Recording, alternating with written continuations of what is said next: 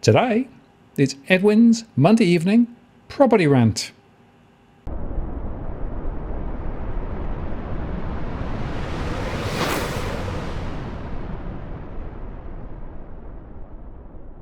Hello again, it's Martin North. Welcome to the latest show covering finance and property news. Monday evening, so of course, Edwin is with me once again. Edwin, hello.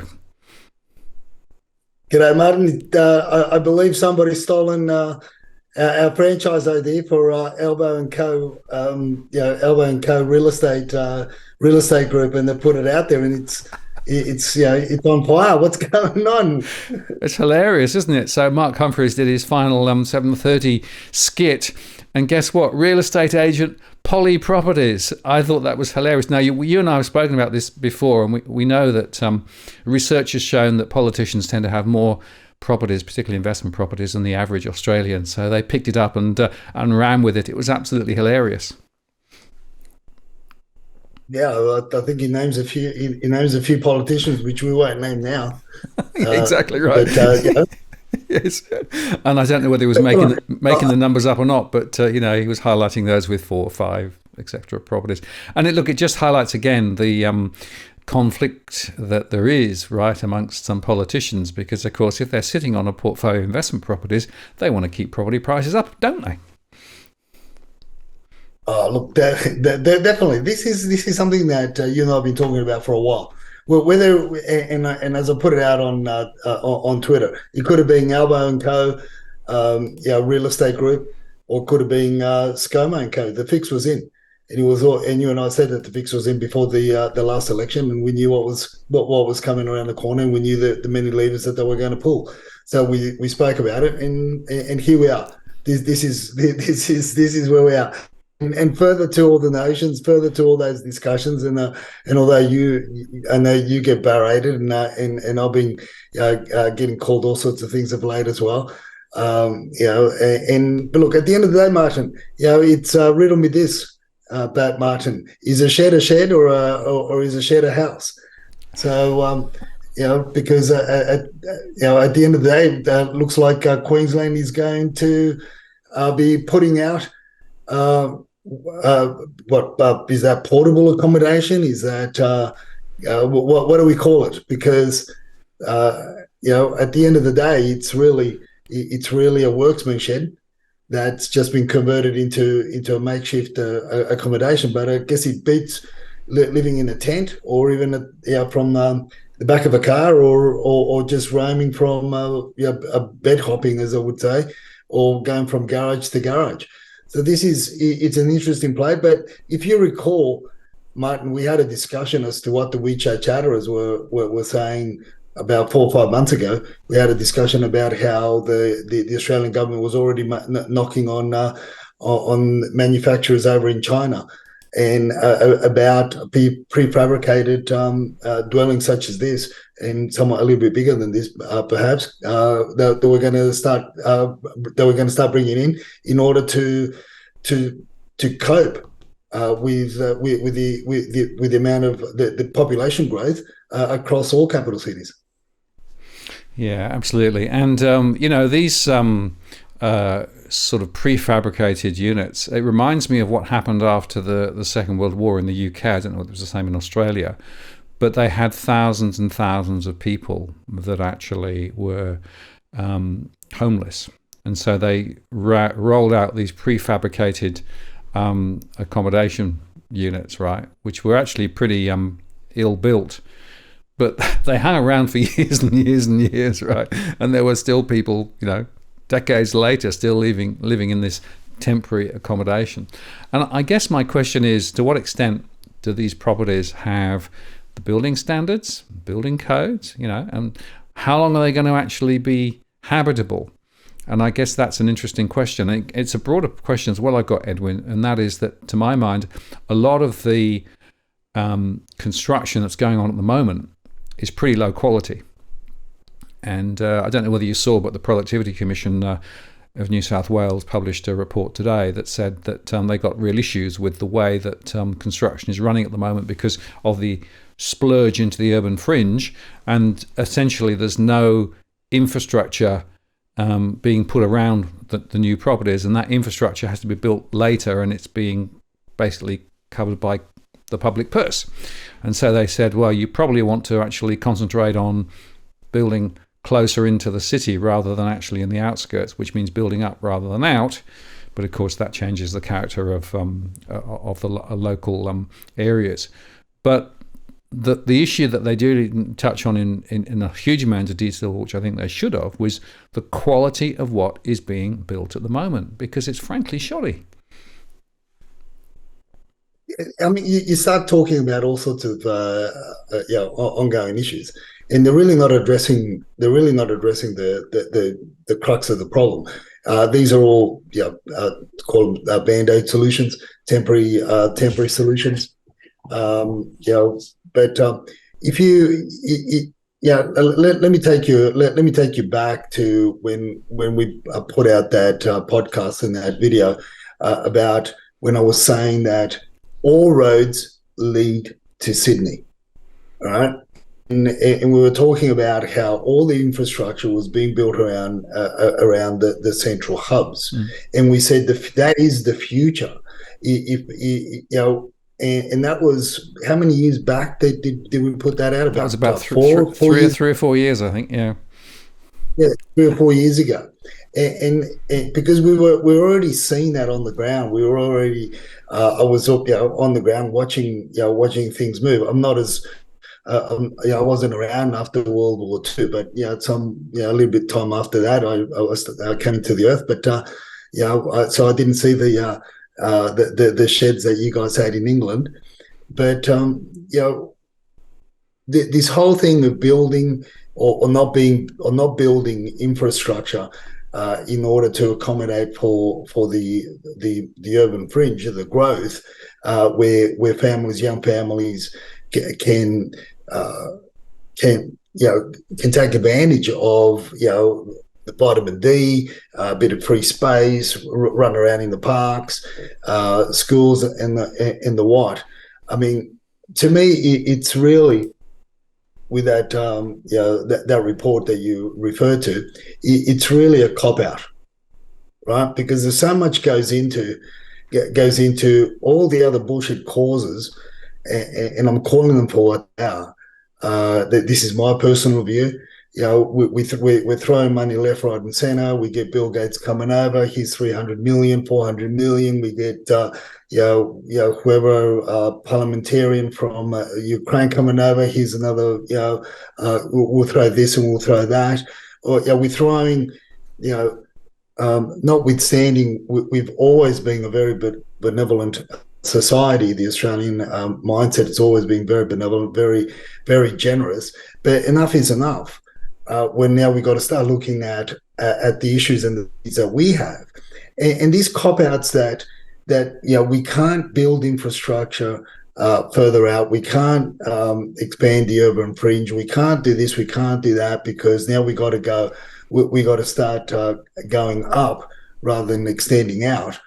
I mean, show me a building, a building that's been well built by a second or first tier developer, and I will show you 50 others that are on the verge of being condemned, that have been built by second tier and third tier, and in some cases first tier developers as well, collectively, that are about to be condemned, and they shouldn't be housing anybody for that. For that matter, we don't know how to build up, Martin. I've been saying this for decades. I've been saying this from 2000, 2008, 2009, being involved with developments, construction and developers around that time, and just watching the shit that was going on, and how many the shortcuts, and all these, and all goes back to private certification, goes back to a lot of to the let's turn a blind eye by the political pundits, and all because of, as we said earlier on, because of the real estate that they're involved in, and the brown paper bags that get shuffled around from local governments to state governments to position in senior board member positions in construction companies across Australia. I mean, that's where it's all at. We are getting played. We are really getting played, right? And I look, yeah, you're going to hear this is. I mean, we're leading the. Leading the call on a lot of things, Martin. We're being up there with a lot of things, and I'm calling now as of the 28th of the 8th, 2023. I'm calling that we will be shipping in, by the container load. We will be shipping in high-rise apartment blocks, like Lego blocks, like they're building them in China. That's where it's going. I can't see it going anywhere else. Can't see it any other way, because of the issues that we have here around the way that we're building things. So unless we start building these buildings a lot lighter, and some have tried. Maris Constructions have tried and have been building with steel and Hebel, and the construction is a lot lighter, but it hasn't to date. None of the buildings that they've built that I'm aware of have stood the test of time in terms of the finishes, in terms of the wear and tear, and the many other things that go wrong with it. Because there are very few first tier builders, and you can count on one hand, that can build properly. And unless they're going to start getting all the contracts, we're going to get a lot of crap. High-rise crap, and we're going to go into high-rise ghettos, which I called in 2000. I think it was 2014 or 2015. I did a video called the $1 million ghettos around the Mascot, and that was, and I did that clip. I did that video with the then Jennifer Duke from Domain. She was with Domain at the time, and we did that, and it was only two apartment blocks away from Mascot Towers. Yeah, and the other point I want to make, Edwin, with the idea of bringing in prefabricated units, particularly built in China. Now, China has a very different attitude towards asbestos than we do in Australia, right? And we already know that some of the asbestos sheeting that's coming into the country currently contains a level of asbestos which, if it was actually detected, would make the sheets unusable in Australia. So I just wonder to what extent we might find things like asbestos and other nasties being included in the construction of those units offshore that are then brought in complete, and no one will ever be looking. And so we could well be actually digging another hole for ourselves with regard to the quality of the materials. And as you know, I'm very hot on the question of asbestos because my wife died of the asbestos-related disease, mesothelioma. So this is another factor. I wonder whether people have really thought this through, right? What quality controls will there be on the stuff coming into the country? Because at the moment, even the import of materials is not actually checked externally. There's basically some standards that are sort of roughly in play, but nobody checks. So that to me is another sleeper here. Yeah, look, it is. And I think what you're referring to was the gyprock sheets that come in. Yep. I think there's 5%. There's a 5% tolerance over in China allowable in the gyprock sheeting. Whereas we've got there's no allowable tolerance here. But that's not all. As we mentioned before, man, there's also, you've got the electrical cable insulation. You've got a lot of products that are manufactured abroad, and asbestos is one of the main contaminants that becomes a health issue and a health risk to the tradies and the workers here in Australia. Look, but there are a lot of others. There are a lot of others that a lot of other contaminants, a lot of other materials. You've got your quantum quartz that comes in from Vietnam. You've got that's got people dry cutting that. That's mainly used in for bench tops, for splashbacks, for vanity units and the like. So it's and that gets cut And if it's dry cut, well, then you end up with all sorts of respiratory problems as well. You got quantum clots, you got Caesar stain. Of course, there's a big campaign about, basically shutting down all that side of the construction as well. Then you've got your timber products that are treated with all sorts of chemicals, and when you're cutting them day in day out, we export the logs, but we get back your treated pines and everything else, and you're cutting them and breathing the fumes and the dust and everything else. So it is a big concern. But the quality control hasn't been there, and it's been diluted somewhat from the early 2000s when we stopped. Basically manufacturing here, and we started importing. And I guess we really went overboard with the importing. We had to, because of the construction frenzy that we hit in 2012, 2013, and because it was around that period of time, 2012, 2013 was when more or less the Foreign Investment Review Board said, right, anything new can be sold to a foreign investor. Before that, we weren't allowed to sell more than 22% of any strata complex to foreign investors. But when that happened, that was it. Entire building blocks were being sold abroad to foreign investors. We couldn't come near it, and this is where then you've got the other beef that I had, and that was with the Real Estate Institute of New South Wales around there. When I pulled Tim up, and I said, mate, you got to protect the industry. You got to protect us from the spruikers that are now that could sell to overseas investors, that could sell to anybody without a lot, because it all happened around the same time. And this is where the marketing companies virtually took over the real estate world, and we had a bad name up to then, and since then we've the real estate industry has gone from bad to worse in terms of the crap that we get hit at the end of the day, that we've sold to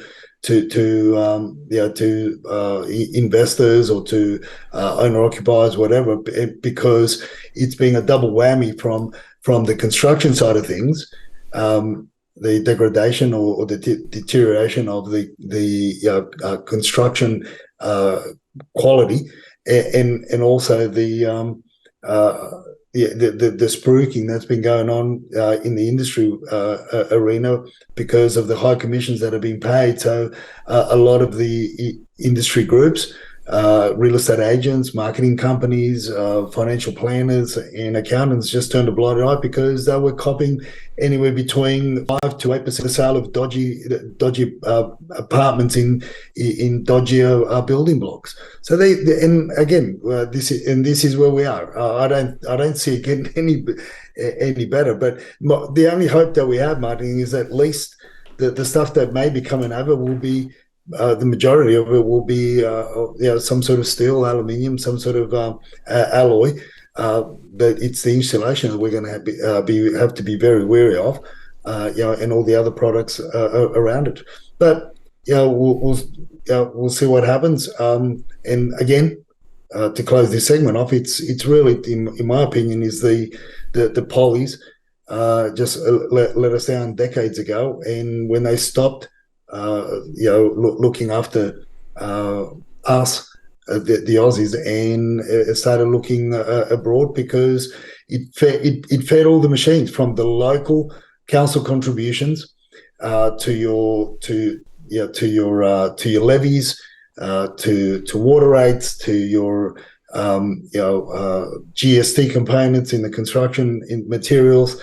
To the GST on the sale of newly built apartments, stamp duty, and of course that was something that once they got that hit, it's like trying to take an addict away, take the ice or the Coke away from an addict, right? Absolutely. I'll make one other point with regards to this build up rather than build out.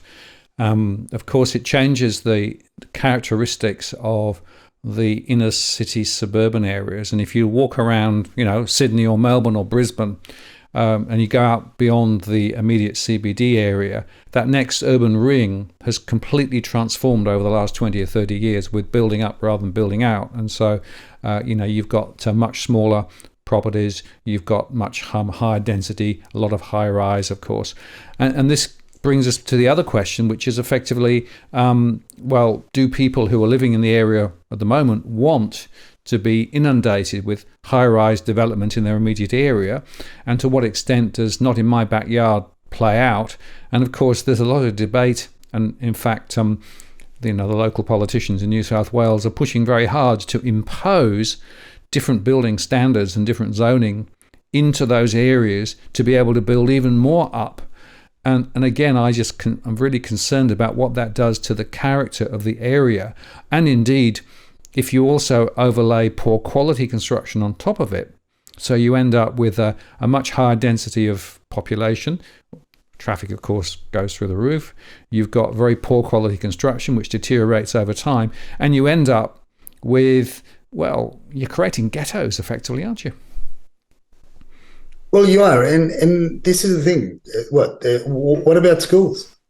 What are you going to do about schools and education facilities and even sporting arenas? I mean, okay, you can build the sporting arenas out west and further out along the city fringes, and you could bus the young people there and back. It'll be a great excursion. But you've got all those issues as well. Hospitals, rather than building out, you're going to be putting so much pressure. I mean, I know a lot of hospitals, around, like you got Blacktown Hospital, Penrith, Liverpool Hospital, and one in Newcastle, just been having huge upgrades, and that's where we've been losing a lot of the painters and gyprockers in particular, with the because they're caught up in these upgrades in basically what the state government's pouring into the hospitals. Kudos to them. So you've got those issues, Martin, that you're still going to be putting a lot of pressure. And yes, there's no doubt whatsoever. You're going to end up with ghettos. Now, look, I haven't been. I've always gone toe to toe with the strata companies, because they really don't. The majority don't know how to manage a strata complex. I really don't know who the hell's going to be looking after these new buildings. I mean, they can't even look after the ones that are out there now. Most of the strata managers are undereducated. Most of the strata companies are understaffed, and you've got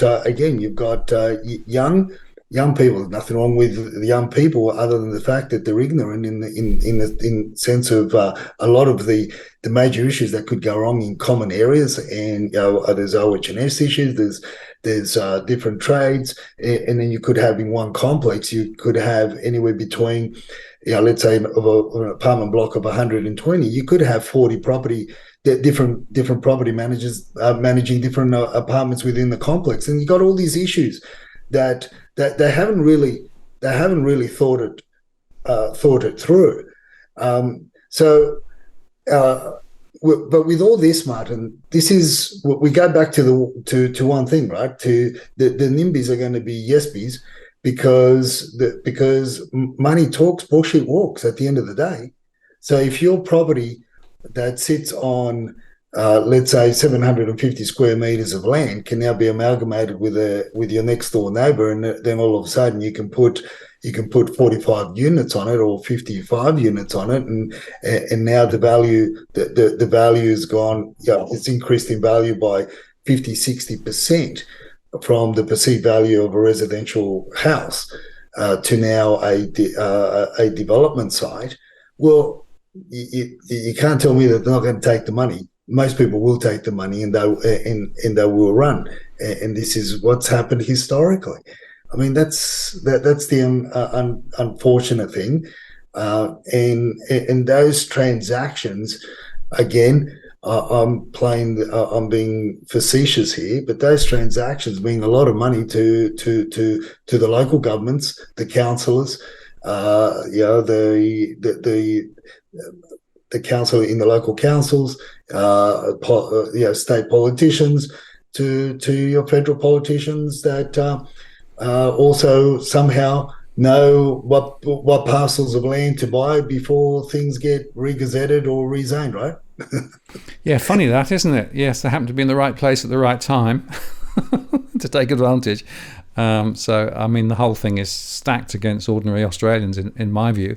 And talking about stacked, I think it's just worth reporting the latest Roy Morgan mortgage stress data came out yesterday.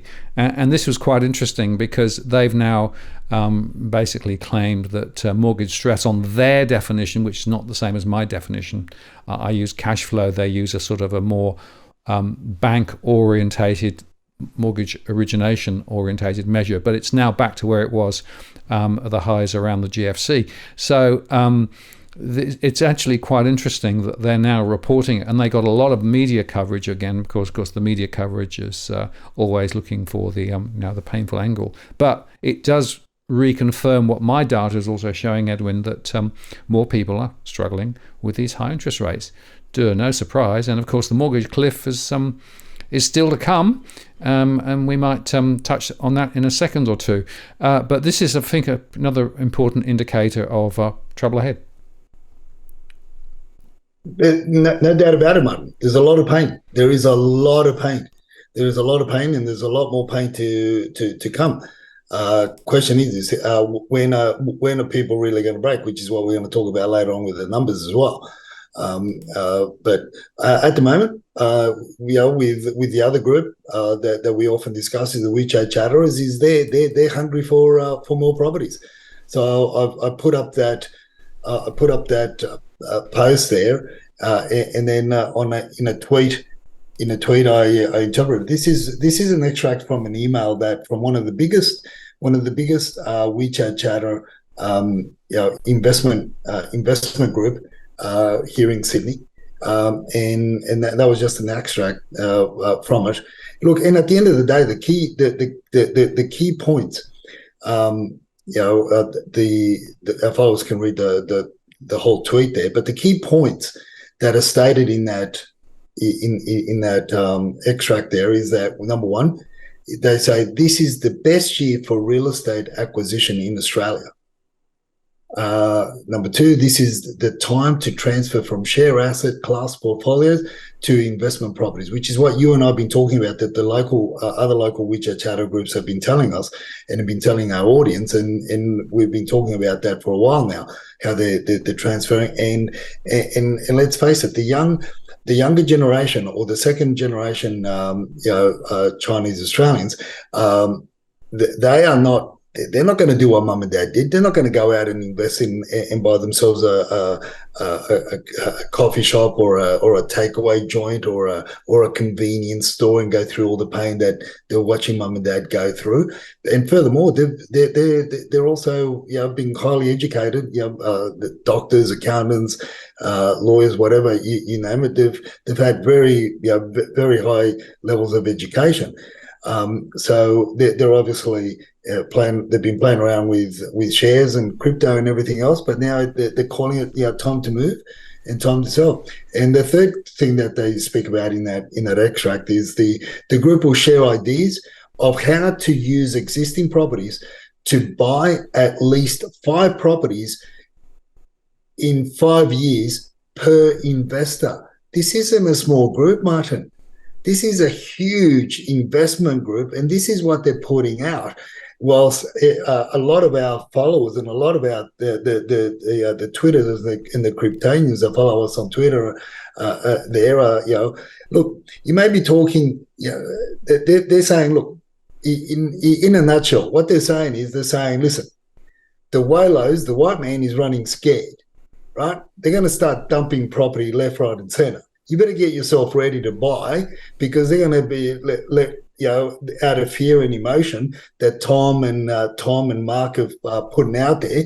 They're going to start just throwing things and going, basically dumping stuff without much thought. That's what they're banking on, and what they're saying, they're going to be buying the same property, but not buying them a lot cheaper than what they should otherwise be sold for, because of the panic and because of the amount of properties coming on the market, allegedly.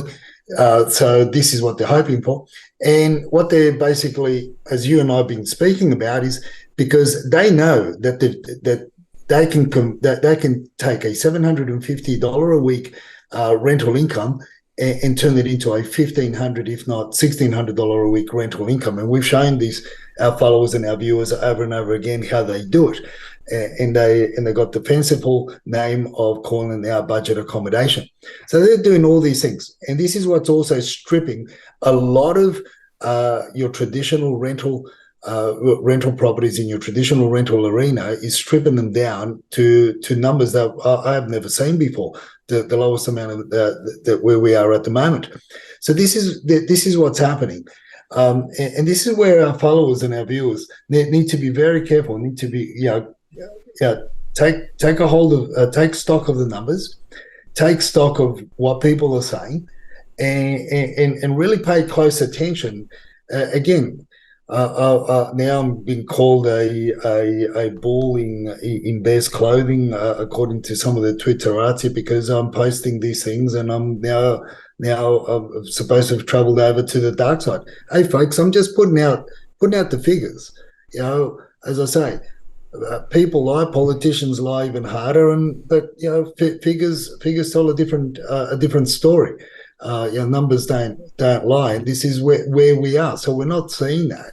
So as I was going through Twitter today, I was reminded about Tom Panos's post that he put 4.5 weeks ago with regards to the amount of phone calls that the Ray White group did, and out of the 13,000 calls, they got 8,000 appraisals, and I said, if this is true, and Ray White do what Tom professes that they're going to do, well, that's it. That was the day. That was the day. The 27th of the 7th, 2023 was the day that the mortgage cliff hit Sydney. But I'm still waiting. I'm still waiting for that to materialise, because again, the numbers aren't reflective of that. And if you recall, 5 weeks ago, we got all these news broadcasters and commentators and Twitterartsies and every man and his dog calling the mortgage cliff has begun. There's 40% new listings on market, all this, all that. CoreLogic were out there, and last week we had commentary from CoreLogic saying there's been 40, 80, 60% more listings in certain suburbs of Sydney. Yeah, from what level? I love percentages, but we're talking some suburbs that have had 5 listings across winter, and now all of a sudden they've got 14. Well, guess what? That's 190, 180% or something, 170% more listings. So this is the thing where we've got to be careful and understand and put it back into numbers as opposed to percentages. And this is the great thing about your data, Martin. The stuff that you put out is you show numbers. You don't just show percentages. You show numbers. You're talking to real people, not institutions. Your surveys are based on real a real database, as opposed to these institutions that allegedly hold so-called hold databases. As many agents say to me when they've said in that interview that I did last week, one of the things that stood out was they said, "Oh yeah, we've got a database of buyers that will help your client," and I said, "Yeah, I've got the same one as well. One's called domain and the other one's called real estate. So which one do you have?" that's so exclusive. But I know, Mike, that's what we're seeing. What we've also got to be careful of in terms of what's happening as well. The politicians that talk about building 1.2 million. Again, they talk about building 1.2 million dwellings. They talk about expanding the building up. That talk about in Victoria, and not giving people the choice to rebut anything that any development that the next door neighbour wants to do in order to create more housing and all this. It all sounds great on paper, but show me the numbers, show me how we're tracking, and show me the facts. Absolutely. Well, as we've said before, there's a difference between the numbers, the data, and the interpretation. But there's a whole lot of BS flying around at the moment. But let's look at the numbers. So let's start with the Sydney situation. So on the 21st of August, 16,156 was the number reported. And then if we go forward and look at the 28th of August, 16,323. So another slight creep up, but it is worth reflecting, as you said, Edwin, that this is still relatively, marginal relative to the long-term trends. Look, it is, and if you look at, we're still tracking well below 2022, August numbers, moving into spring. So I say, again, fingers crossed that we do get a drop of a lot more. But the people that are selling, and there was a previous in the previous tweet that we also we're going to talk about, but we didn't. Was one of the comments that was made that anything that's put up in other states seems, in other capital cities from other states, seems to be selling as well. And why is it? And why is the property selling here as well? Again, it goes back to the pain.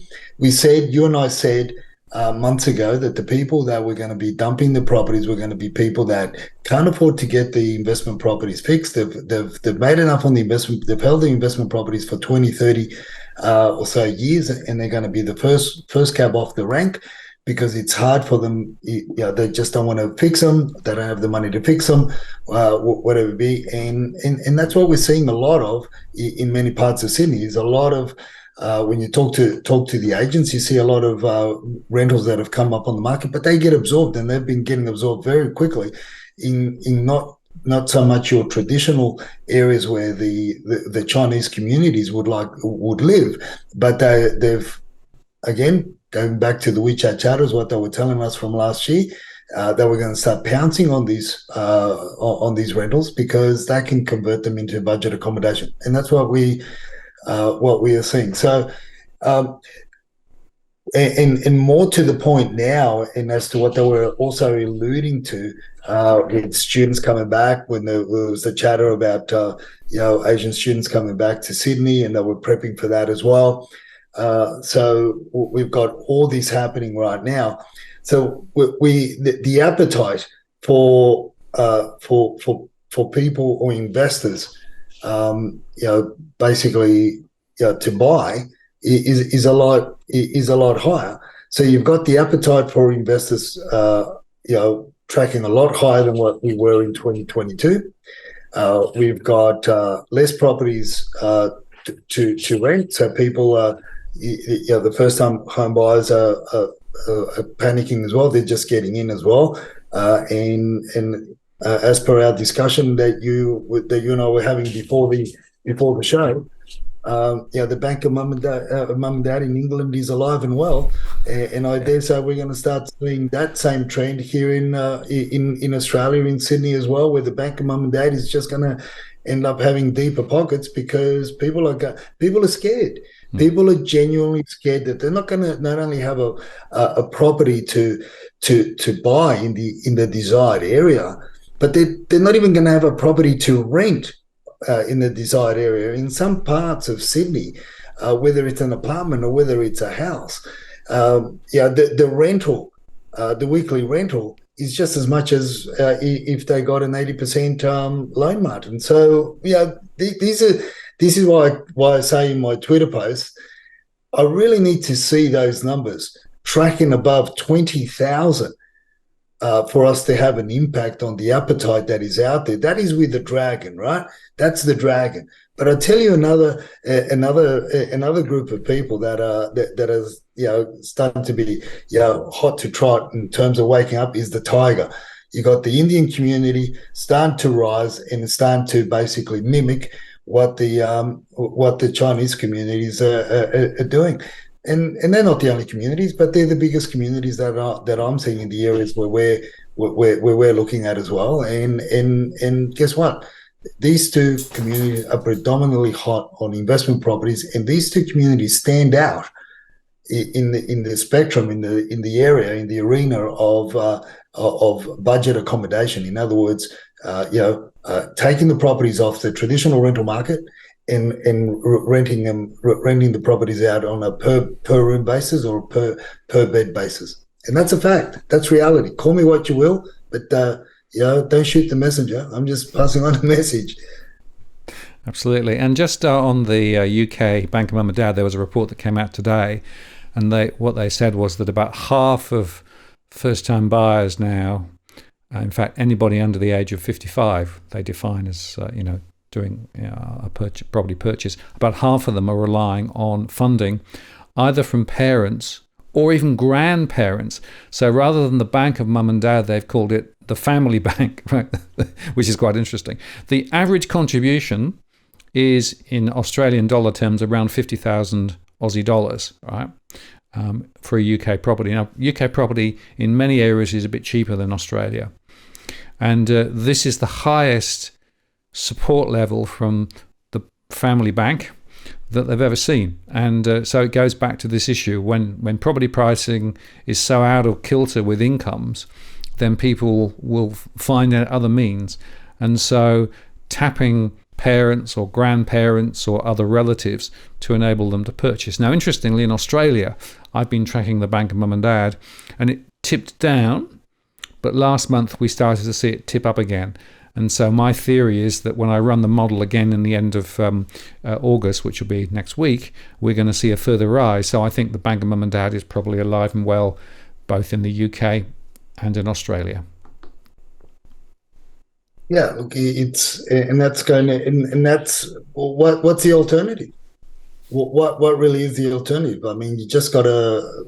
It's unfortunate that you got to beg, borrow, or steal in order to get into the property arena as a young family, as a first time buyer, or as a second time around. But again, I can't stop to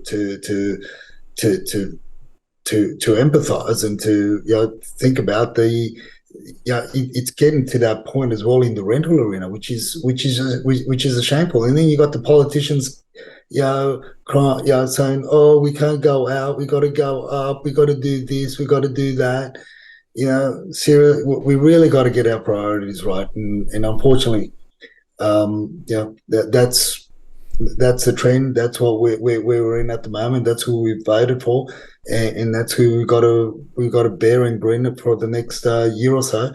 And hopefully we may have a hope in change, but I can't see it. I've said it before, and I'll say it again. I'll say it at the beginning of this year. It's going to be minimum 3 years before we're going to start seeing a relief, and that's 2 to 3 years, and that's if we start tampering down on a lot of the migration policies and a lot of other things that the government are so hell bent on not doing, and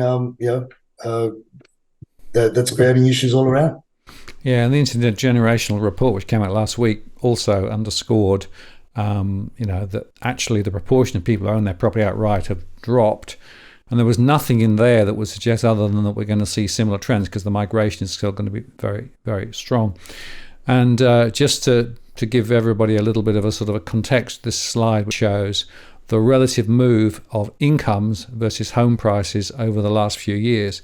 And you can see the problem, right? Incomes have not grown anything like what home prices have. So no surprise that most people who are trying to get into the market can only get in with help from parents or grandparents. But of course, you've still got quite a proportion of the population who have no such support available. And those are completely at a disadvantage now. And so you're seeing this bifurcation between those who are, exposed to a slightly more affluent background, directly or indirectly, they can purchase, but everybody else can't. And so you've got this massive divide now between those who have and those who haven't. And we've got this intergenerational wealth problem, but we've also got this split between those two types of people in the country. And I think that's frankly pretty disgraceful.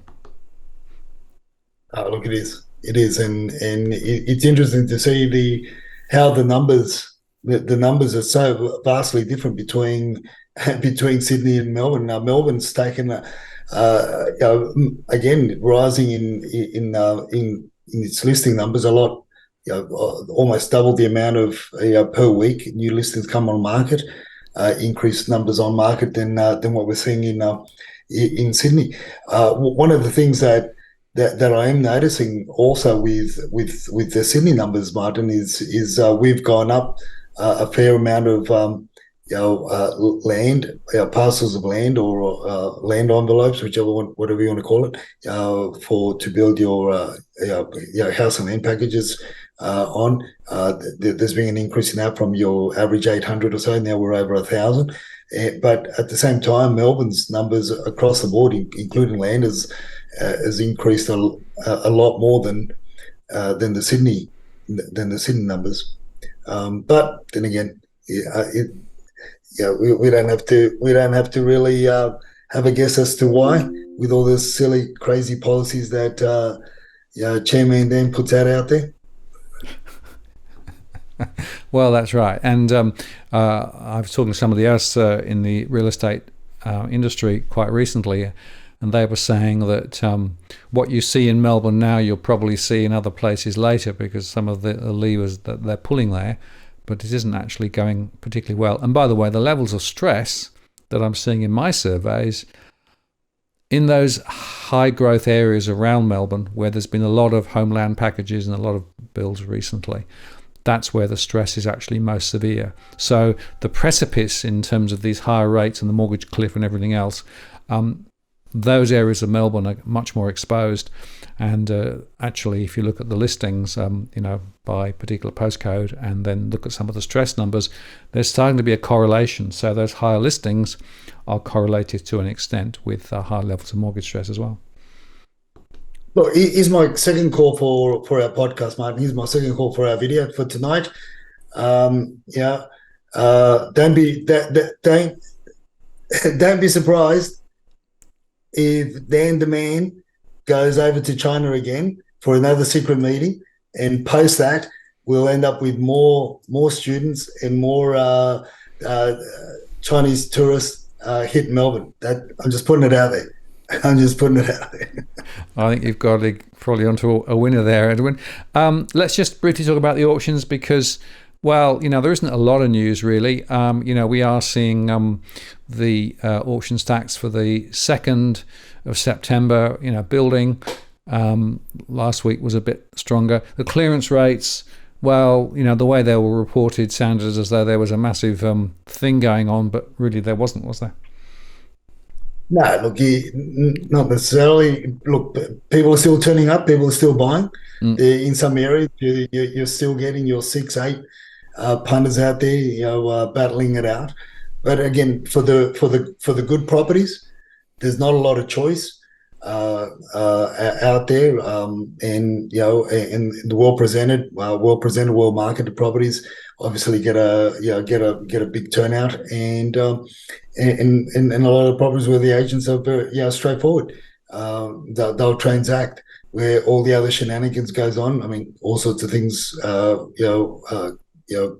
pear-shaped for both the vendor and the agent. But look, at the end of it, there's still the demand is what's the demand out there on the ground. It's what's keeping a lot of areas and a lot of suburbs really hot, because there's as much as there's reports of double, triple we've seen 150, 100, 200%, whatever, whichever one they call it percentages, or use the terminology of double and tripling, or whatever. We've seen suburbs go from 7 listings to 16 listings in the last couple of weeks, and more to come. But the demand is still strong on the ground. But there's a lot of other suburbs nearby where you get these huge increase in numbers, or because of the low volumes that you're starting from winter. But the surrounding suburbs are still not getting much on there. So you've just got to follow things, as we say, follow them very closely, granular, and see where you want to be, and see where you want to what the future holds for certain suburbs, and not overstretch yourself just because you want to be in a fanciful name when the 1 or 2 suburbs away you could be in a much better place, bigger parcel of land, property, better upkeep. But who knows? I mean, each to their own, and you just got to take stock of that. One of the scary things, Martin, one of the things that's really scaring me, as I pointed out about 6 weeks ago, and now even the mainstream are starting to bring out articles that, from what you and I were starting to talk about even 5-6 weeks ago, was the rental numbers. I would be, they're getting scary. They are really, really getting scary. We're getting closer to breaking the that 10,000 bottom, and if we do, in my opinion, it's probably the least amount of properties for rental in Sydney that I've ever seen, even from way back in my property management years. Yeah, it is concerning. And, if you look at the latest numbers, we're at 10,315, I think, on the 28th of August, right? So you can see the steady trend over the last few weeks. And, part of that, as you say, is the, demand from overseas students coming in, as well as other people looking to get, particularly apartments, actually, because they can't afford necessarily to get houses. But it's actually quite fascinating to watch the differences between what's happening in Sydney and in the regions. So in some of the regional areas, and again, I was talking to someone the other day about this, they've actually got investment properties in the regions that they can't now let. They're having to cut the rents. And we're also seeing in the regions property prices continue to fall. So there's definitely a bit of an accumulation back into the main urban centres. I guess it's a reaction to what happened past the lockdown. But the story is quite different. So again, you have to go granular. And that's quite important to underscore as well, because Cookie Boy's thrown me some more anti-spruik data. So he's showing me some movements in property. So over the next few days, I'm going to start doing some of my anti-spruik videos again to show you the differences between some of the regions and some of the major urban centres, because it's chalk and cheese with what's going on. Yeah, and this is what we've been saying even to some of our friends and clients. If you're going to be doing a change. I mean, consider. I mean, you've got to take into consideration work, education, the future for the little ones. If you got children, you're taking all that into consideration. In 2 cases. 2 of our clients have really gone out regional because they can. They no longer have children to look after, and it's been great for them. So look, the dynamics that plays out in the regional areas to your central hubs is totally different. And in your regional areas, there's less of a chance. Well, for starters, the workforce is just the work demand is just not there, right? No. And when you got your banks pulling out of your regional towns as well, you can basically kiss that town goodbye. And when you've got other form of support structure or infrastructure there to support the local community, walking away. All you need is for the major supermarkets to pick up stumps and move on as well, and that's it. The town is cactus, or even worse still, Martin. If the pub owner picks up stumps and leaves, then that's it. It's well and truly dead. That's a disaster. I mean, the bank closing is pretty bad, but if the pub closes, gee, yeah, absolutely. And interestingly, looking at some of the data on not only pub closures, but also retail outlets in some of the regional areas. So again, there are a lot of those that are closing as well. So what you're seeing is less and less vitality in those local communities, and it's sort of the spiral down. So the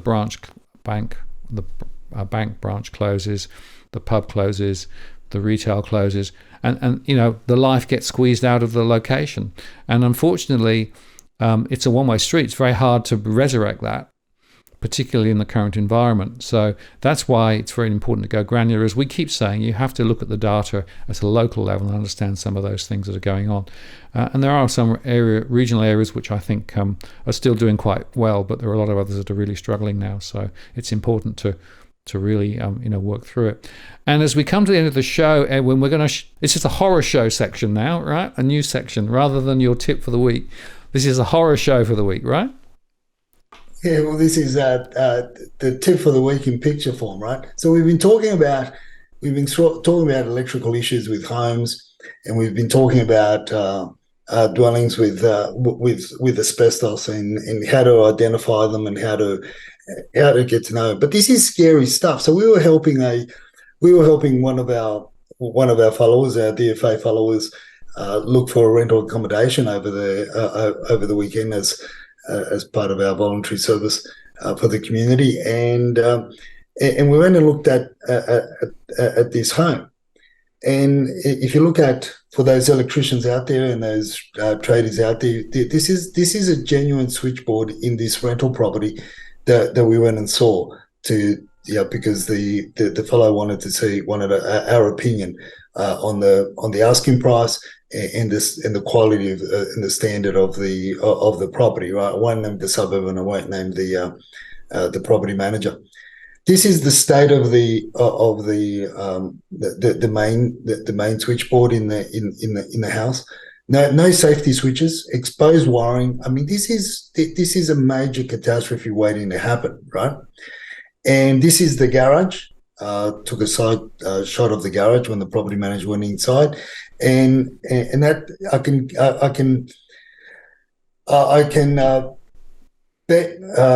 can bet you Dusty's 10-kilo bag of treats, that corrugated sheet on that fibro corrugated sheet on that garage is asbestos, and probably the worst kind. And so is that the sheeting of that garage. When you go inside, it's even worse of that. Now, so when I pointed out to the property manager these issues, and I said, why aren't these issues or these concerns raised as there should be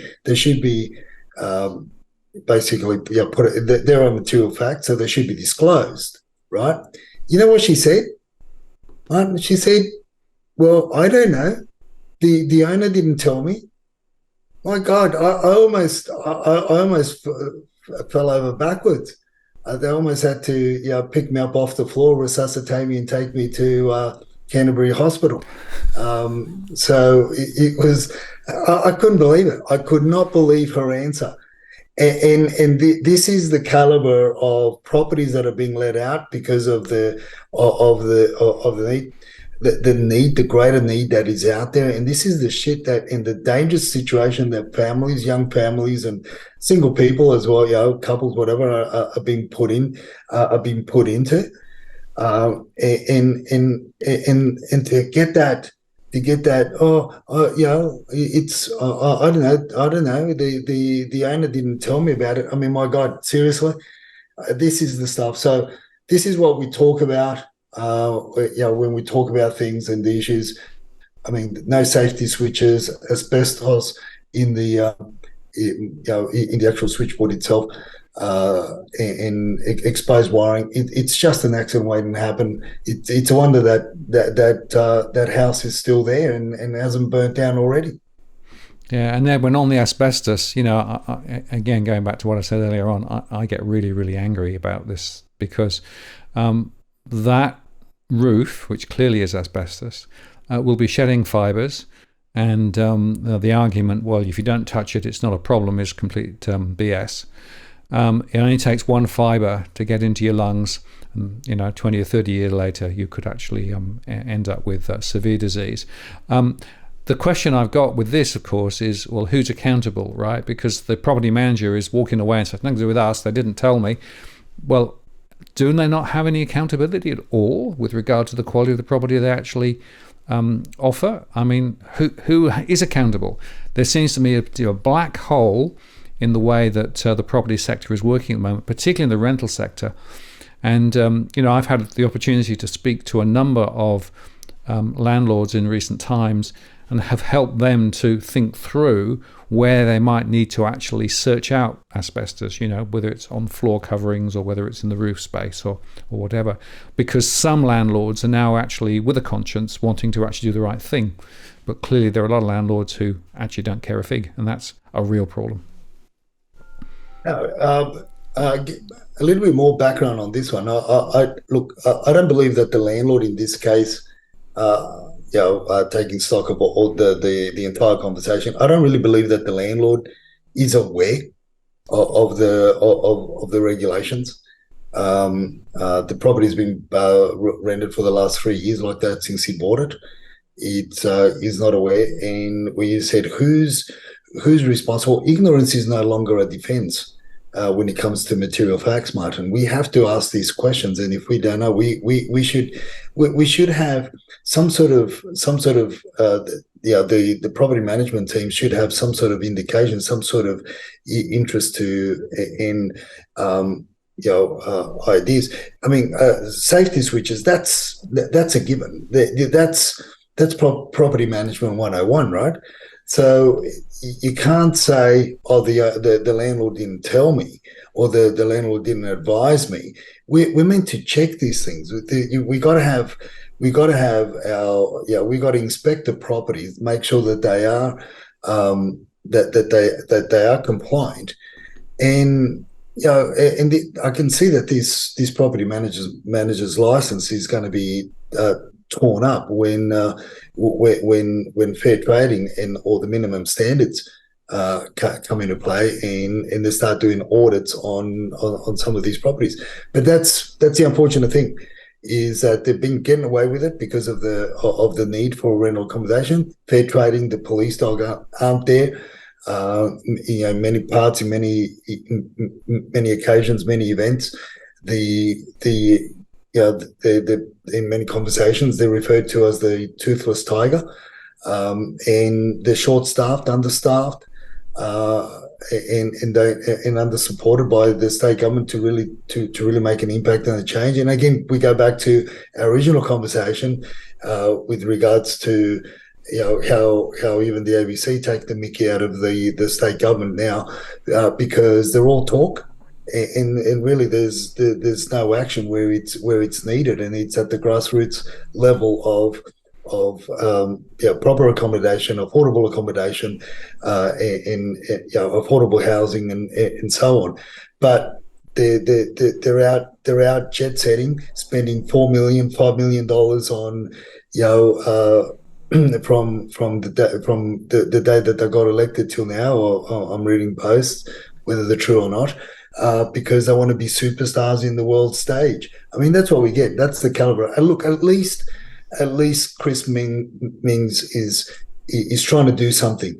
I can see that he's trying to do something. He's hamstrung with a lot of things, but at the end of the day, it's got to be a collective effort from all levels of government, in my opinion. And until you get that, we're going to get all this bullshit, and we're going to get these dangerous situations, living standards and poor living standards, and they're only going to get worse. this is the thing, mate. They're only going to get worse. This house should be condemned and demolished. Yeah, in my books. But yeah, no. As property managers, you can't. Ignorance is no longer an excuse. Absolutely. And I was watching the pussycat behind you. I'm not sure which one it is. I couldn't quite tell from the. But she was very interested in what you were talking about there. So that's probably Dusty. Okay. Well, then Dusty is obviously fully aware.